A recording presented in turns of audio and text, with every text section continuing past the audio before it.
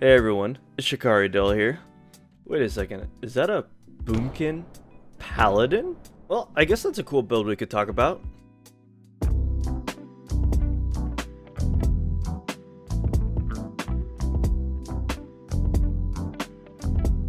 This video I want to break down a really fun, super easy build that anyone, especially new players of Ascension, can jump right into and start doing endgame content with.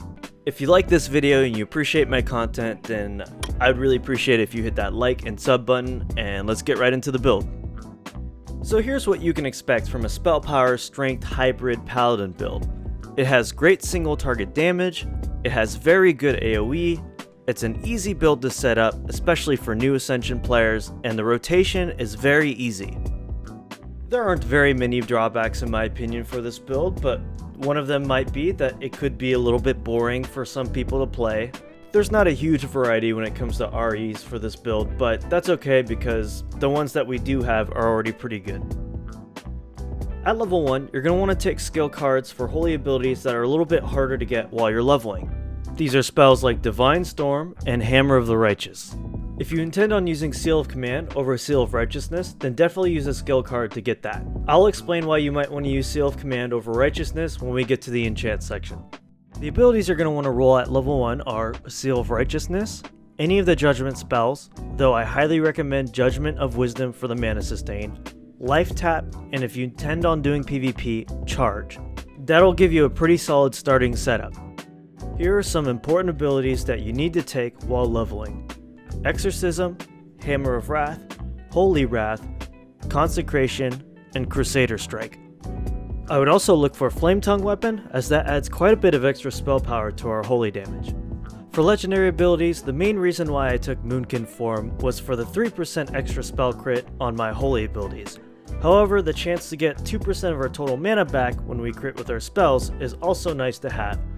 Plus, it's Moonkin form. Doing paladin spells as a big owl chicken, it just looks funny and it's a lot of fun. Besides that, any other legendary is totally up to you and your preference. For talents, you're going to want to put points into all the talents that increase our holy damage, increase our critical strike chance with holy spells, and give us very strong unique passives. A very important talent worth noting is Heart of the Crusader.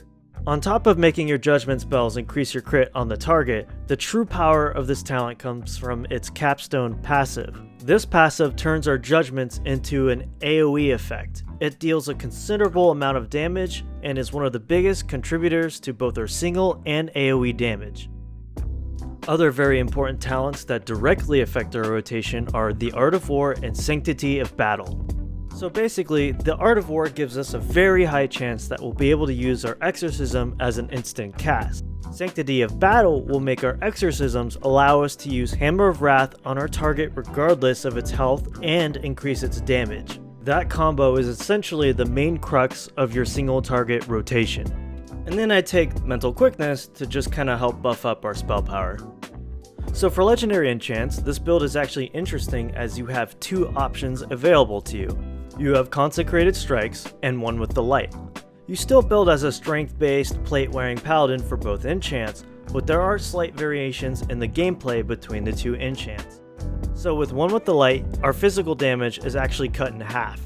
However, our Crusader Strike and Divine Storm now scale off of our holy spell power.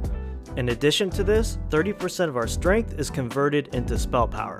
This is the enchant that I like to run. It's pretty straightforward, it works well with Seal of Righteousness, and it just hits pretty hard.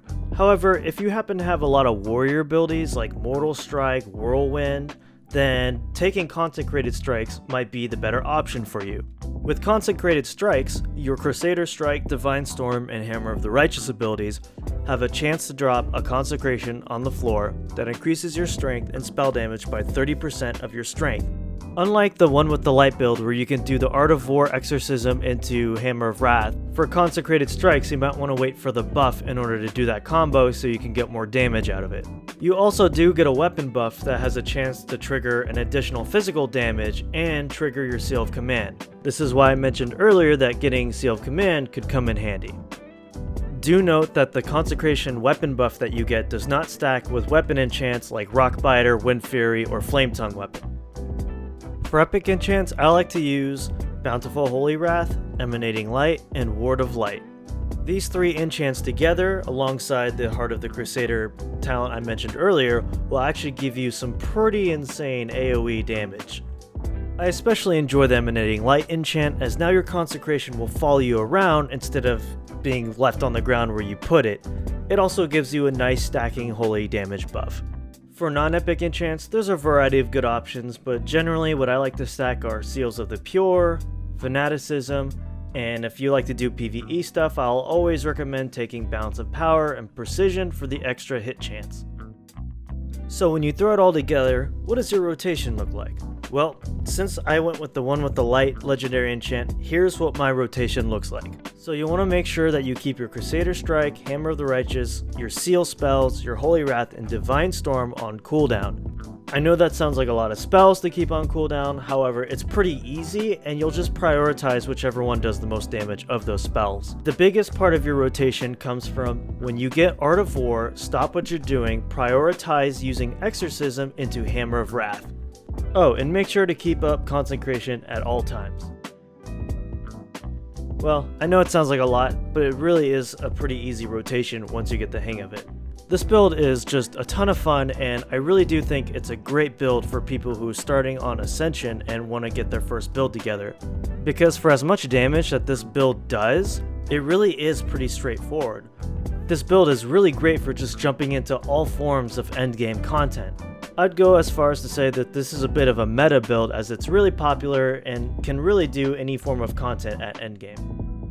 Thanks so much for watching this video guide, I really appreciate it. I'd also appreciate it if you hit that like and sub button, and I'll see you all in the next video.